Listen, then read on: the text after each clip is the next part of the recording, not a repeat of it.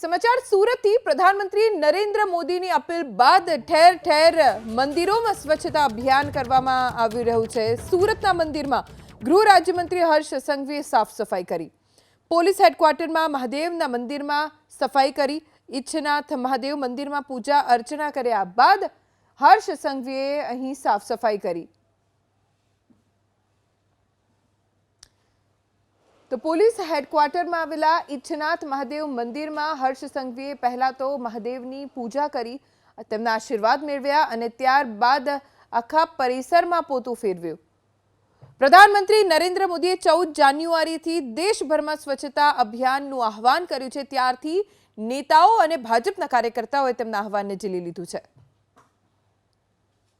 स्वच्छता अभियान अंतर्गत गृहमंत्री हर्ष संघवी अत्यारे सूरत खाते आवेल ઈચ્છાનાથ महादेव मंदिर में आवी रह्या छे। जे प्रमाणे दृश्यो देखाई रह्या छे ए प्रमाणे अत्यारे गृहमंत्री जे छे विधिवत रीते ઈચ્છાનાથ भोळानाथनी पूजा अर्चना करी रह्या छे। आना पछी जे सफाई अभियान छे, मंदिरनुं सफाई अभियान छे ए कार्यक्रम में भाग लेशे अने स्वच्छता करशे। जे प्रमाणे आखा राज्यमां भाजप सरकार द्वारा स्वच्छता ने सौथी वधारे महत्व आपवामां आवी रह्युं छे, त्यारे आजे राज्यना गृहमंत्री जे छे ए सूरत में आवेल ઈચ્છાનાથ महादेव मंदिर में पूजा अर्चना करी अने स्वच्छता अभियान की शुरुआत कराशे।